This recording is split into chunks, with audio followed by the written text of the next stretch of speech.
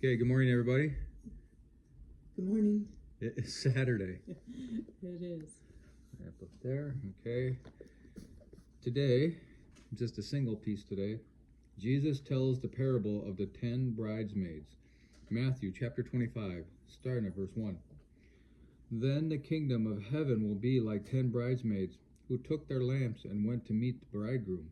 5 of them were foolish, and 5 were wise. The 5 who were foolish didn't take enough olive oil for their lamps, but the other 5 were wise enough to take along extra oil. When the bridegroom was delayed, they all became drowsy and fell asleep. At midnight, they were roused by the shout, "Look, the bridegroom is coming. Come out and meet him." All the bridesmaids got up and prepared their lamps. When the 5 foolish ones asked the others, "Please give us some of your oil because our lamps are going out." But the others replied, "We don't have enough for all of us. Go to a shop and buy some for yourselves." But while they were gone to buy oil, the bridegroom came. Then those who were ready went in with him to the marriage feast, and the door was locked. Later, when the other 5 bridesmaids returned, they stood outside calling, "Lord, Lord, open the door for us." But he called back, "Believe me, I don't know you. So you too must keep watch, for you do not know the day or hour of my return." Now the commentary. Jesus told the following parables to clarify further what it means to be ready for his return and how to live until he comes. The story of the 10 bridesmaids, which is Matthew 25, 1 through 13, teaches that we are responsible for our own individual spiritual condition. The story of the 3 servants, which we'll get into on the next time, which is Matthew 25, 14 through 30, shows the necessity of using well what God has entrusted to us. The parable of the sheep, which is also going to be part of this lesson coming up, Matthew 25, 31 through 46, stresses the importance of serving others in need. No parable by itself completely describes our preparation. Instead, each paints one part of a whole picture. This parable is about a wedding.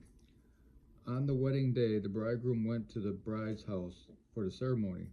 Then the bride and groom, along with the great procession, returned to the groom's house, where a feast took place, often lasting a full week. These 10 bridesmaids were waiting to join the procession, but they hoped to take part in the marriage feast.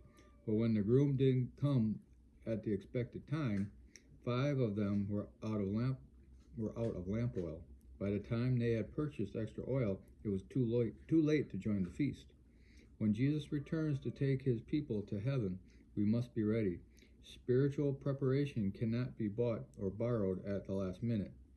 Our relationship with God must be our own. We've talked about this before in our local Sunday school class. It's been a while.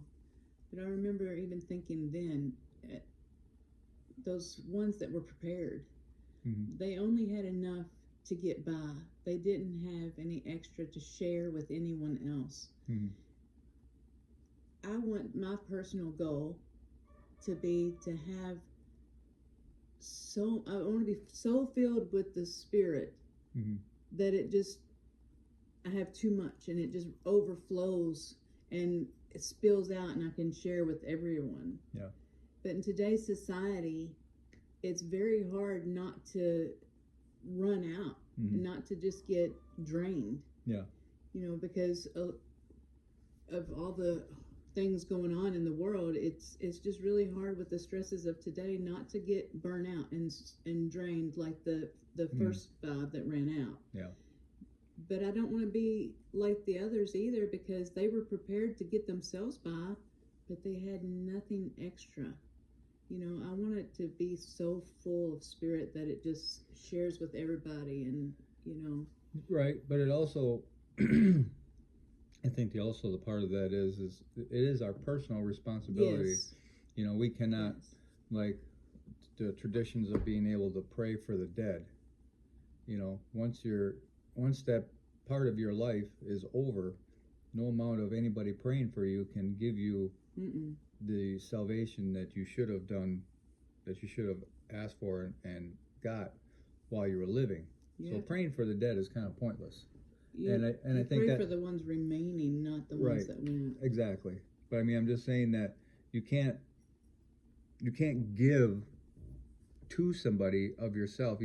So yes, Beth, you want to share your Holy Spirit with people, Right. which is all well and good, but you cannot give them your Holy Spirit. No, I could just share what is right. And I think done for me. that's the point here is it's our responsibility. It's our responsibility to have it, but we can't give it to somebody. I can't give my right. If I find an unbeliever and I'm talking to them, I can't give them my salvation. Yeah, that's true. Only God can give it.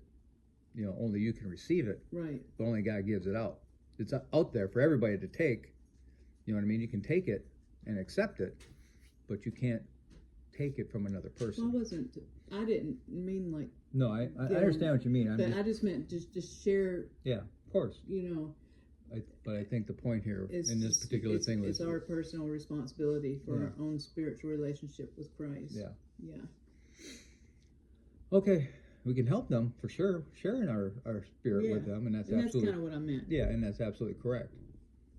But I think the point here is we can't share like I'm going to give you my salvation. I don't think that's. No, I can't give my salvation away. No. Mm-mm. It's an individual thing. I hope everybody can understand all that between us. But anyway, all right. Hope everybody has a glorious day, and we'll talk to you later.